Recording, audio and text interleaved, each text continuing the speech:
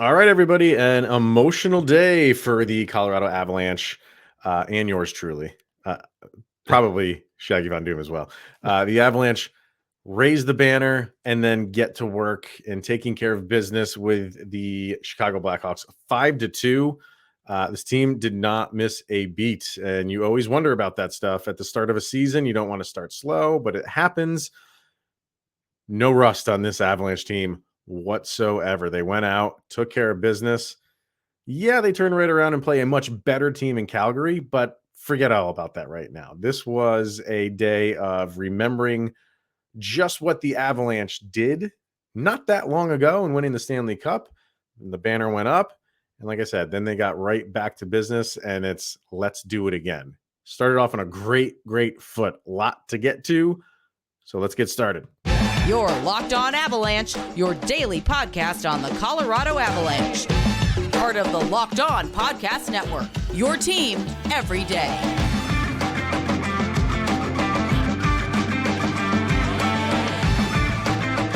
Yeah, I don't know about you, man. I wasn't a puddle or anything like that. You know what I mean? But the chills came back. There was some mistiness going on. That was a very well put together remembrance of the Avalanche winning the Stanley Cup, and then the Jack Johnson thing just added to it all. My God, we'll get to it all. But first things first.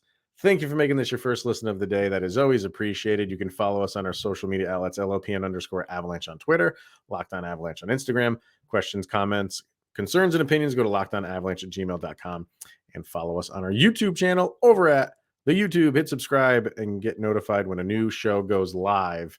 Let's start at the beginning of the night, Kyle. And yeah, the banner goes up. Stanley Cup was in attendance. The whole team gets announced. Mark Hoppus from Blink-182 comes out. They show that montage during all the small things, and it went along like at a good pace. They didn't drag it out too long because there is a hockey game to be played, but I thought they hit all the right notes, and it was just a good, almost like send off to that season before we start the new season. Very well done by the Avs. Yeah, and I completely echo everything you say. They did it. It was just right. It didn't overstay their welcome. Like you were just kind of sitting there, like, okay, let's get on with the game. Like we get it. Everything was impactful, tastefully done, and we could. I mean, the Avalanche could start, taking the thank yous for getting Blink-182 back together. So that's what everybody's saying. I mean, yeah, and like the original band got back together and announced a tour, which will be at Ball Arena, which I would love to go to that because it's going to be an exciting time. But yeah, it was properly done. The Jack Johnson moment, it didn't feel shoehorned or cheesy like the referee the night before wishing everybody a good luck to the season. Like, yeah, that was that weird. was odd. But like they handled everything the right way, and it felt good, and it felt like because now the Stanley Cup it's gone. It's gone back into the case. It's gone away. And now it feels like all of the pomp and circumstance with the Stanley Cup celebration, it's also gone away. It's now a new season, and now we have a lot more to look forward to, especially after the performance. And you know what? I did for like a brief moment. I forgot Landeskog wasn't playing in this game because he came out. Like they announced the whole team, and then they had him take one more lap with the Stanley Cup. And during that entire time, I was not thinking to myself, he's not playing in this game. I think it was just wrapped up in the emotion of everything. And I'm pretty sure he was in full uniform. I think he had all his maybe I'm mistaken. I gotta go back and watch that. But if he wasn't in full uniform, I wasn't thinking of it. I was just like, oh, that's Gabe Landeskog, our captain. Yeah, I'm going to be watching him playing a little bit. No, it just escaped my memory for a second. But it was great to see that. Yeah, and him do that, with the cup like one last time. Yeah, it fit. It was one of those like seeing him go around. I'm like watching him take that lap. I'm like, we could put a stick in his hand. I think he'll be okay. Yeah, as long as he skates that fast, which is not too fast. Yeah, as long as he could get to the slot and we could just start throwing pucks at him, we'll be all right. I mean, put him out there just holding the Stanley Cup. Like, we don't need him to instead of a stick, like It that just will be just everybody a else or distraction method. it probably would have still amounted to a win for the Avalanche, at least last night, because they got on the ball right from the get-go. Yeah. After all the like you said, the cup goes back in its case, and then there's a new season to be had. And you hear all the right things. Like, teams always say this stuff, like, oh, we're forgetting about it. And I think it's just human nature to kind of like, I don't want to say dwell on it, but make that a moment in your life for as long as possible. Mhm. And I was really interested to see how the Avalanche start. I wasn't really too concerned that they wouldn't win the game, but I thought there was just going to be some just wrapped up in the emotion of everything. And then as the game went on, maybe just a couple shifts or two to get into the flow of a game, but that didn't happen. Like, the first shift, they were on it, and Nathan MacKinnon was he's ready to go. Like, if there's any doubt that, like, for whatever reasons he's going to slow down because he finally won a Stanley Cup, um, you clearly don't know Nathan MacKinnon and how he's built. He wants multiple Stanley Cup championships because he wants to be known as one of the best ever, and that's what you need. And you kind of have that hesitation going into the game last night after you see that Rangers and Lightning game. The Lightning were in that same Stanley Cup, and it looked like they took Hmm. 9.5 months off. They looked terribly rusty. Like, that game was just sloppy. It was not a great that Rangers Lightning game was not a great game. So after watching that, you wake up the next day and you're like, what is Colorado going to look like? And it looks like we won the cup last week. Yeah. They're playing with that same intensity, that same speed. The passing was very crisp. They were setting up so many good shots. And Nathan MacKinnon, I've said it all off season. What is going to be his challenge? What's going to motivate him?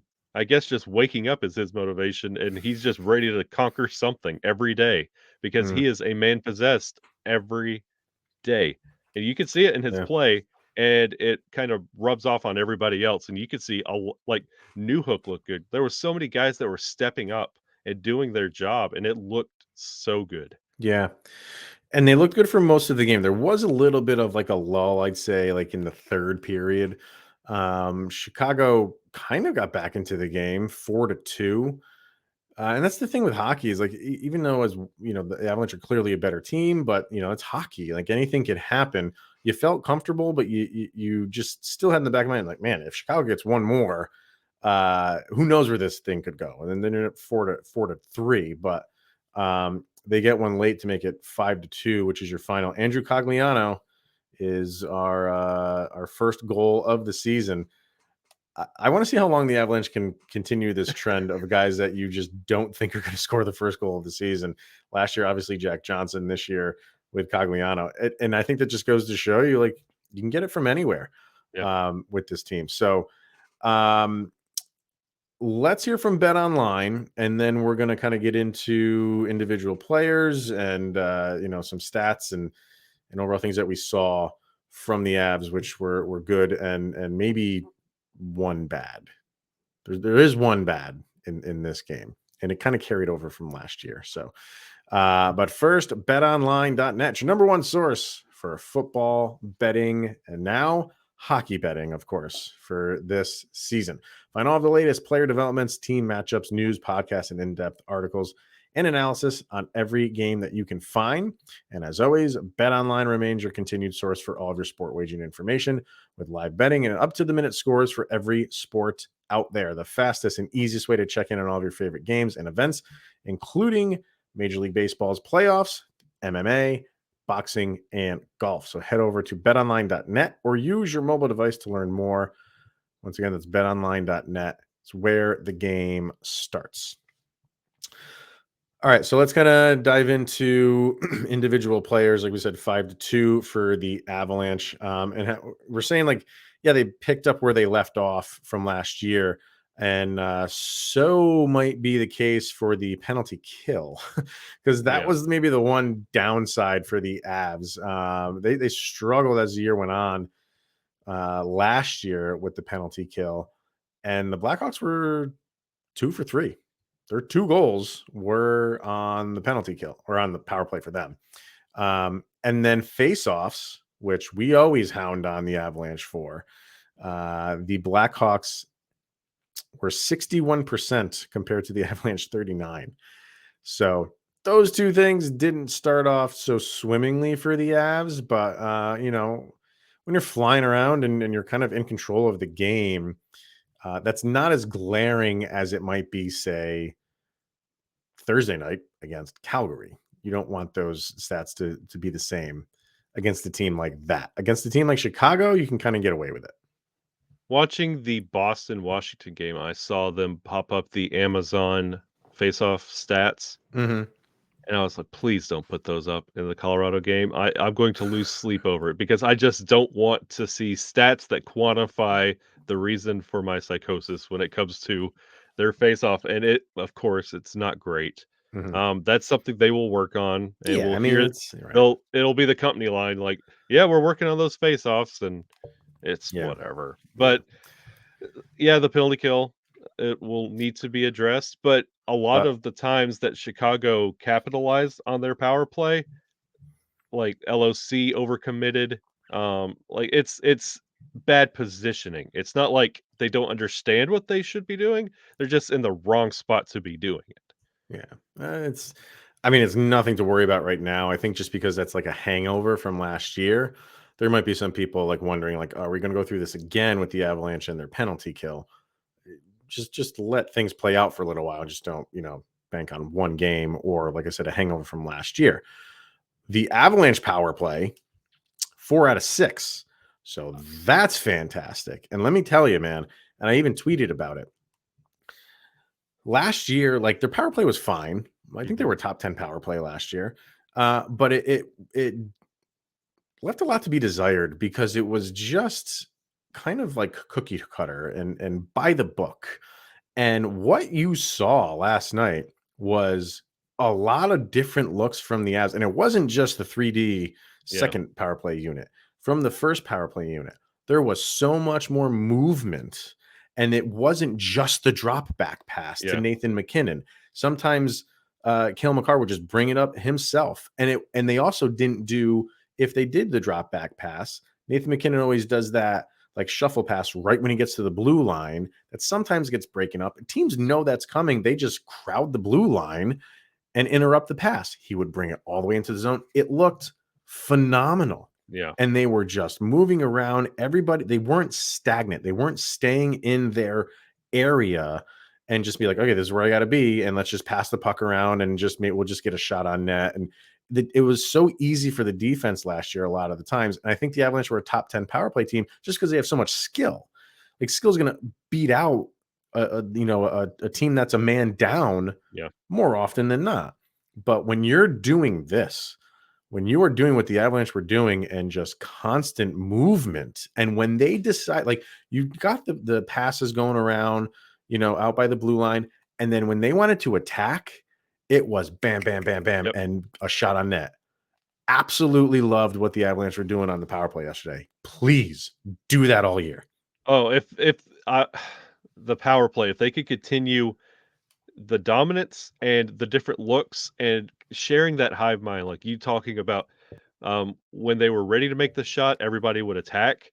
It was like everybody knew it was like a drawn up play. Mm. Like it would be this many passes, and then we're all going to attack, and just how everybody would collapse. Or if it wasn't there, taking the long stretch passes around and resetting, and then whatever power play look they brought, it all looked so uniform and orchestrated. It was incredible. And for every power play last year being the drop back, the shuffle, I mean, it was even a running joke in the playoffs. Like Kenny Albert was like, "Well, we know what they're Yeah, doing he for this did. power play." So like to go from that to literally every form of the power play you could possibly do, even the 3D, and it to run efficiently, Mhm. 4 for 6 is it's a pretty good number. Yeah, it's not bad. And one thing that the Avalanche were doing were they were taking chances with some passes. They last year, like I think especially in the power play, because they're so talented and they have so much skill, they wanted them all to look pretty. Yeah. And they wanted these passes to look pretty and like these crisp passes. And at some point, they almost abandoned that Nathan MacKinnon cross ice pass to Mikko Rantanen. Yeah. They hardly did it after a little while. And I think last night, like they took some chances on some passes. And if it gets broken up, so what? You can get it back. You have 2 minutes, and you have all this skill that you can collect the puck and try something else. But if you don't at least attempt those passes, the defense knows you're not going to attempt those passes. So when you do, it's like the running game in football. Like if you never run, the defense isn't going to play for the run. They're just going to play for the pass, and you have no shot.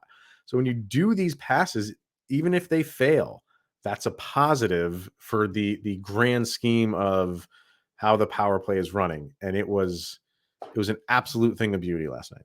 And I think it works twofold because honestly, let's be real here. I mean, this is Locked On Avalanche, so we're all kind of the same idea here.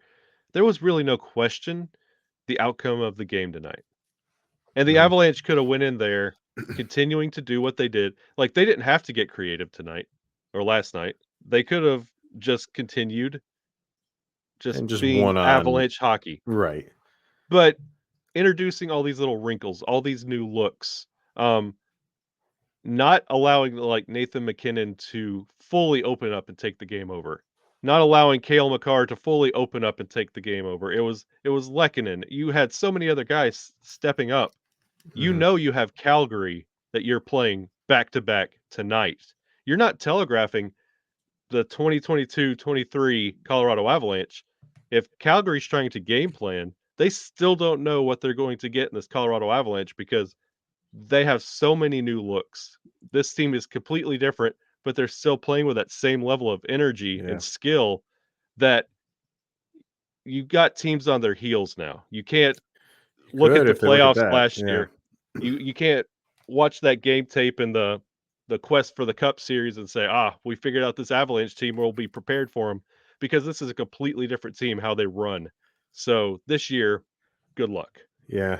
I loved it. As far as some stats go, we'll get into some individual players. Your big names for goals: 2 from Artturi Lehkonen and 2 from Val Nichushkin. So 2 guys with brand new contracts already stepping up, and Lehkonen added an assist. So a 3-point night for him. Cogliano, like I said, with the 1 goal. MacKinnon with 2 assists on the night. Mikko Rantanen 4 assists on the night. 4-point night for him.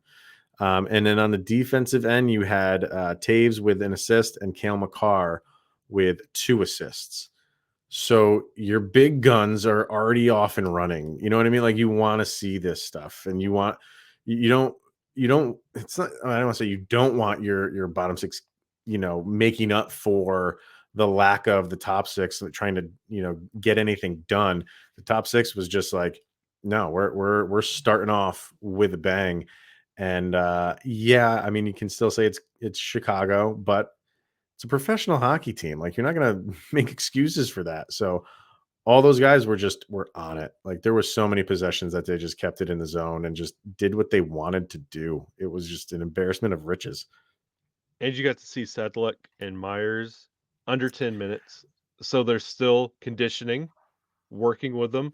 And our boy, Curtis McDermott was out there for 10 minutes. I'm telling you, he was.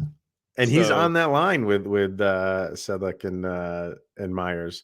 And I kind of felt bad for Ben Myers for a little bit because you could tell like there were so many times he was just working and he's got the puck along the boards or down low, and who's he got it to pass to? Like Curtis McDermott. And not that that's he's just not like an offensive powerhouse. So when you're Myers, like give it time. I mean, if you bumped him up to the 3rd line and he's making those moves and then can pass it to someone like JT Compher or something like that, obviously it's a big upgrade on the offensive department. So I don't know, like Myers, I feel like he's in a tough position, at least of maybe like producing points. Yeah. But you're not, your 4th line is there to, just keep possession, don't give up anything, and then just stay out there for your shift and let the first line go at it. Yeah. But yeah, I mean, McDermott was all in last night. He made some pretty good moves, and there was even one play where he was still out on the ice, and Nathan MacKinnon was out there, Yeah. and MacKinnon, the puck rolled off of his blade, but McDermott was setting himself up nice to have a pretty pass from Nathan MacKinnon, and man, that would have been a highlight for the rest of the season. Nathan MacKinnon passing to Curtis McDermott for a goal. That would have been unbelievable. And I was about to say that about Myers when it comes to like his work when he puts in on that fourth line. You also have the opportunity to hold on to that puck and wait for that first line to come out there. So he Yeah. can still get rewarded for that work, seeing a Wants to fresh cheat a first little line bit come and out stay there. out Yeah. there. Right. I had tweeted about this too after the first period, which was just all Avalanche. That top line of Lehkonen, Rantanen, and McKinnon. Sorry. Mhm. They had a Corsi 4, and this was just 5-on-5. I didn't count the power play because I think they had like 3 or 4 power plays in the first period. Yeah. So just the 5-on-5, they had a Corsi 4 of 23 combined and a Corsi against of 0. Nothing. 0. That's awesome. Wow. If you include the power play, I think you can add another, like, it was like 12 or 13 shots. So it was somewhere in like the mid 30s to nothing. They were just dominant. They were dominant. And even when the game got to 4-2, like I said, you always, because it's hockey, you always had in the back of your head, like, man, I hope this doesn't go off the rails. They needed a couple shifts because it was just going back and forth. There was a lot of back Yeah. and forth, and they didn't have any like sustained offensive like possessions, and you just needed to do it, and they did. And it was like a little bit less than 10 minutes left. They didn't score on them. They scored on one later, but they just had those possessions to just get the momentum back. Not that it was going towards Chicago, but there's really no momentum. We're just back and forth, back and forth. And then they had a couple possessions where they had some nice shots on net. And then you felt like better. It's like, all right, we can turn it up if we need to. And then they had that I think it was a power play goal that got it to it was Nichushkin's second on a power play. Got it to 5-2, and then that was it. So Yeah, that little lull, it had that feeling of going into the intermission and kind of celebrating with the boys, like, "Hey, we're really doing great out there," and then you realize, "Oh, we have to do this for 81 and a third more games. yes, yeah. We have to relax just a little bit." Long road. You did have a little bit of throwdown between Josh Manson. I don't remember who he was. Who Lafferty, I think it was. Yeah, It was because Lafferty. he tried to go low, and he didn't like how Manson took that. Yeah. Well, I mean, he went low. Lafferty went down on his, like, it was bending down to try to get around. Man, I don't know. It wasn't. I didn't think it was I that big of a will deal. say Manson's play in that whole game, he is Mhm. quickly becoming one of my favorite Avalanche players. Like, Yeah, he just there's a does his huge job. Nas hole in my heart that needs to be filled by Oh, somebody, is it and gonna be? I love Manson both on and off the ice, and I really like his play it stood out a couple times where I'm like, "Okay, I see Mhm. you." I'd Yeah, like to see what he does against Calgary, but, I mean, it's Chicago, so everybody looks great. I would like to see what he does against Calgary. he's just solid. He just does his job. He doesn't. He knows his skill set. Like, he doesn't try to overextend himself because he's on a Stanley Cup winning team. He's not trying to do things or be someone that he's not. Which I think a lot of people could maybe do if they come over to this team and they see the Yeah, speed and the skill and the offensive like powerhouse that they are. It's not him. yeah, He's not going to all of a sudden be Cale McCarr, on both ends of the ice, and he knows that. He just plays his defensive game. He can fire the puck if he's got something mhm, open, and he's not afraid to do it. So yeah, he's a great addition. He was a great addition when they acquired him. So yep.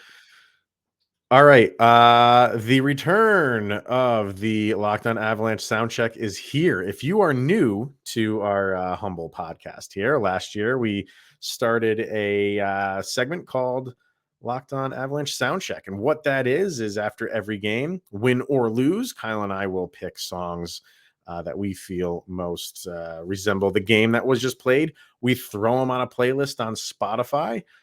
This is volume 2 right now. We started the new volume with obviously Blink 182. We just put 2 songs on there to start the season, kind of like getting the juice flowing for the season. And now we do them after every single game. They get added to that playlist. So go over to Spotify. If you subscribe to that, just search for LOA Soundcheck. Volume 1 will already come up. If you want to subscribe to that one, feel free. That's still up and still awesome. And volume 2 is here now. So it's an audio coffee book for your season last year. So good. Like, we didn't start volume 1 until halfway through the season. Yeah. So I'm excited that we have a full. This playlist is going to be beefy. Bring it. And the one from last year, like, it's a great set list. Just whether if you need a playlist to work out to, or just do chores around the house, or if you're going to mow your lawn, you got your headphones in, perfect playlist for that. So let's get volume 2 underway. What do you got? This one is going, everybody knows I'm a huge heavy metal punk rock guy. So that's the other thing I want to say. Like, we a lot of it is like heavy metal rock driven, but we threw some Disney songs in. There was some Disney in there. There's it's a big roller coaster of emotion when you go. I even put that poopy stupid butt in there somewhere, so that'll pop up at one point. So prepare yourself. So what do you got? Portugal the Man. Love them. Do What We Do. Like, this is honestly, the Avs clocked in, clocked out. They went right back to work. Like, there was no lapse in none of their play, the cohesion, the energy, just the clear separation on where the Colorado Avalanche sit amongst the league. Yeah. They do what we do. Yeah. Portugal the Man will remind you. Now, which album is that one? That's the one with the it's the car on fire, or is that? No, it's not it's like the figure standing there. I think it's like holding the I can't remember the name. Yeah. All right. It almost looks like a Led Zeppelin album. Okay. Cover. All right. And they had a nice run. They came out with an album every year for like a handful of years. There was them and the Black Keys. I used to just Portugal the Man and the Black Keys. I would listen to them a lot. Good stuff. Yeah. Perfect title too. Perfect title. So, and for me, I'm kind of going off of everything the whole night, and like pretty much, all of the emotion of just that last moments that we had with the Stanley Cup. And because of that, I'm going with a song by OAR, which is called Love and Memories. So it's what it was. It was a great night all around. And in some way, I'm kind of glad they were going up against Chicago, just because I just wanted a nice, easy win just to start the season. And at the same aspect, like, I'm happy that they're turning around the next day and playing a much better team. So it's like, okay, we got with memories on it. Yes, exactly. With Kadri and everything. So it was just a great Big Z's night. still there too. And he is. Yeah, you forget about him too. But it's gonna be a much different night, especially because you're playing on the road. Mm-hmm. But for at least for night 1, it was just a great moment of memories. So like I said, our last hurrah with the cup, and now it's back to business. So you get one night full of love in front of your home fans, and then you go right to defending Stanley Cup champions getting hate everywhere you go. Yeah, right. So. Yeah. So that's our 2 songs for the sound check against the Blackhawks. Again, go follow that playlist over on Spotify. And we're also going to each game give our player of the game. We'll kind of go, I guess you can call it like a 3-star thing. We're not going to dwell too much on 2 and 3. We'll throw out who we think 2 and 3 are, but we're each going to have who we think was the player of the game. So start at give me your number 3 and your number 2. Number 3 would be Nuke. Okay. Not just numbers, but his presence. Like, he's awesome. He's on another level. I can't wait to see what he strings together. Yeah, totally agree. And who would be your number 2? Lecky. he is the definition of a spark plug. That guy is everywhere. And like Mhm. the same things we were talking about Erod in the preseason, Lecky is embodying that and taking it to another level. Another player I cannot wait to see what he strings together. Yeah. Yeah, number 3 for me would be, Nathan MacKinnon. You know, Mm, 2 assists, mean, nothing. The way that that guy was playing, yeah. watch out league. Like, we always talk about Cale Makar and how he has, like, another level. That could be the same for Nathan MacKinnon. As scary as that, like, have we seen the best of Nathan MacKinnon? I would argue that you haven't, because he's Yeah. always had, injuries here and there. So he's never really strung together a full 82 game season. And if he can do that, well, maybe he has, like, when he was his first couple years, maybe he did play a full 82. But ever since this new Nathan MacKinnon is really, like, Yeah. propped up to one of the best players in the league. Um, Man, if he's gonna play like that all season long, we're in for a treat. And I think the league is on notice. I don't know how it's possible with Nathan MacKinnon, but you're just gonna see crazy numbers out of this guy this year. So Yeah. he'd be my number 3. Number 2, I'm gonna put Miko. Great game by him, obviously with the 4 assists. So when you have 4 points in a game, um, you're gonna be one of the top players of the game easily. So uh, Interesting. and who would be your player of the game number 1? I just pumped the tires on 2 players, but and curious about what they're gonna bring. My number 1 player is Miko, Yeah, because all during the fanfare and celebration, how great it's to see Cale Makar hoist the cup, Gabe hoist the cup, Jack Johnson, Darren Helm, Nathan MacKinnon. Nobody talks about Miko. I was a little critical of Miko in the playoffs, Eh, and he had this sneaky good playoff, he did. but he I don't know, he just wasn't, to me. He wasn't, like, rising above everybody, which is whatever, as long as the numbers are what they are, and he had really good numbers. But he wasn't, like, I just didn't feel like he was his normal Miko, like, kind of dominant player for some reason. Well, So it's now he's not the highest paid player on the team. Now he could go be Miko. He doesn't have that when he doesn't have a great game that satisfies the Avalanche fans. Like he had an incredible statistical postseason. It wasn't Miko like, but he was logging the stats. But he doesn't have that. Why are we paying him 9 point whatever to play like this? yeah, Now Nathan MacKinnon's got that burden. Miko could be Miko, and I know you said this last year, but I think Miko might have a better year than Nathan MacKinnon this year because he's got possible. no pressure. Nobody talks about Miko. Everybody talks about everybody else on this team except Miko, and I think he's getting tired of it. Well, it's not only that they, talk about other guys on the team more than him, but they focus on guys more than him. Mhm. Like him and Nathan MacKinnon on the same line. You got to focus on one of them. You're going to focus on McKinnon. So sometimes, he gets the spoils of everything else. Um, so yeah, I mean, he very well could have a statistically better season than McKinnon, but I just want both of them to go off and be completely fine Can't with we that. just So get both at the same time? yeah. Yeah, Miko, fantastic game 1 for him. You love to see it. For me, I gotta go.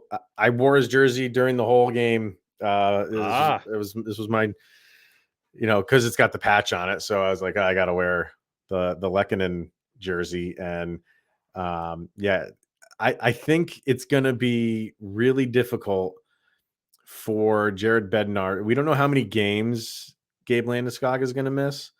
And I think it's going to be really difficult for Jared Bednar to put Gabe Landeskog back on the first line if Lehkonen's going to keep playing like this. At least, if he's got all this momentum going and he keeps putting up games like this, you can't drop him down. You ride that out till you need to make some adjustments, and then you make adjustments and put Landeskog back on line 1 if you need to do that. But Lehkonen is going to have. This is another guy. We're talking about all these guys that could just have these career years, yeah. and that's why this Avalanche team is so dangerous. Fantastic game by Artturi Lehkonen, and it's more than just the 2 goals and the 1 assist. He's a mini Nichushkin on the forecheck. He's fantastic at it, and he's got good speed. He's got great scoring ability. He just finds ways to score.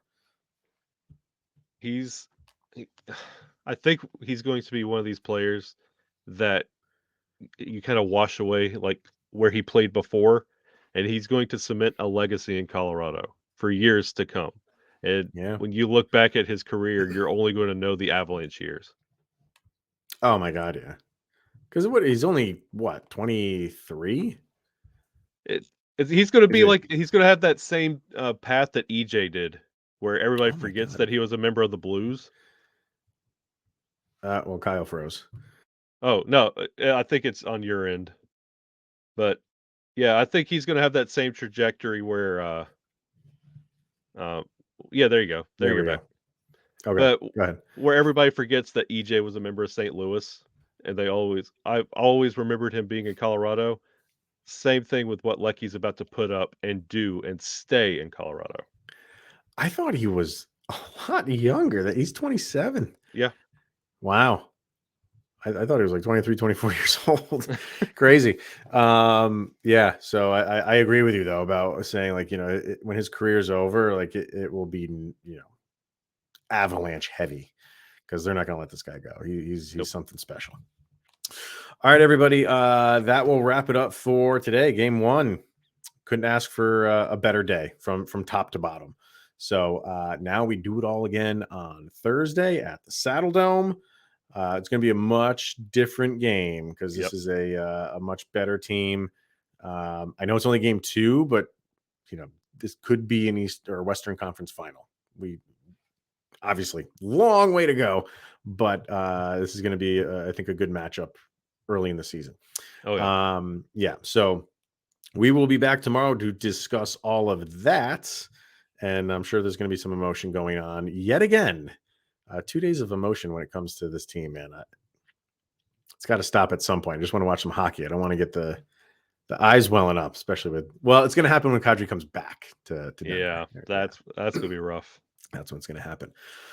All right, everybody. Thank you for tuning in and making this your first listen of the day. That is always appreciated. You can catch us tomorrow. We'll be talking about Avs and Calgary Flames. Until then, he is Mr. Kyle Shaggy Von Doom Sullivan. I am Chris Maselli. This is the Locked On Avalanche podcast. We'll see you guys tomorrow.